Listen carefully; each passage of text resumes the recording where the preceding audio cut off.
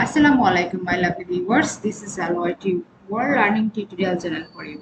Today in this tutorial, I am going to show you permissions, exceptions, remove one when your websites try to install add-ons in Mozilla Firefox. So for this case, we will go to the Mozilla Firefox that I have been pinned in my taskbar. Click here, then go to the three bar icon and we will enter the settings option. Click the privacy and security as because we will work this scrolling in below, then we will find this. So what see here, so we want to remove whatever have in exceptions that we want.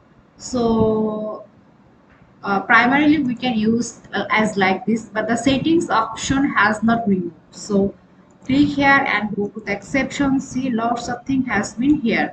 So go to this mark. We can remove one by one.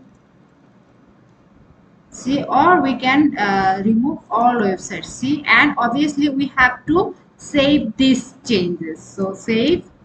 Now we check, see, any kinds of things has nothing.